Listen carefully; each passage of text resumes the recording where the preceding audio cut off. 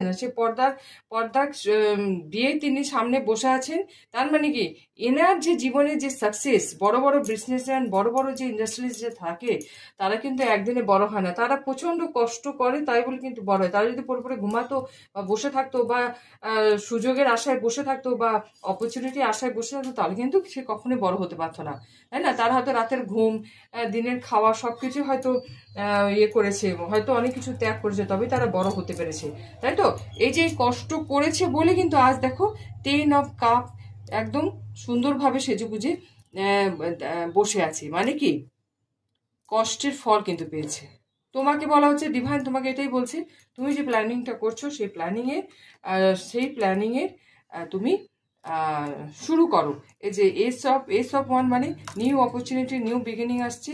এবং page of one এটাই আসছে, পরিকল্পনা যেটা করছো সেটা সুচারুভাবে তৈরি করো, মানে এগিয়ে নিয়ে চলো। এবং এস অফ কাপ বলছে তোমার লাইফে অপরচুনিটি আসছে, তোমার লাইফে তুমি যে তুমি যে চাকরির ইনক্রিমেন্ট যেটা চাইছো, সেটা খুব শীঘ্রই তোমার হবে। এবং আমি টাইমটা বলে দেবো, সেই সুযোগটা আসছে। এবং তুমি যে এসরাজ বাজানো নিয়ে বলছো যে এখনো এগোচ্ছে না, সেই এসরাজ মানে কি, তুমি সেই এসরাজ নিয়েও তুমি এগোতে পারবে।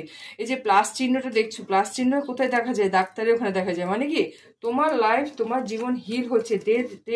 ডেট এসছে মানে তোমার জীবন থেকে একটা সার্কেল শেষ হচ্ছে। জীবনে একটা সার্কেল শেষ না হলে কিন্তু নতুন কিছু স্টার্ট হয় না, তাই না?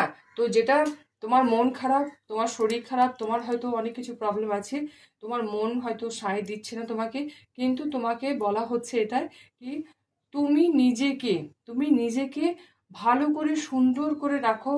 নিজেকে মানে আয়নার সামনে আমরা যেটা বলি না, মিরর থেরাপি একটা আছে বা মিরর ম্যানিফেস্টিং একটা আছে। তুমি ম্যানিফেস্টিং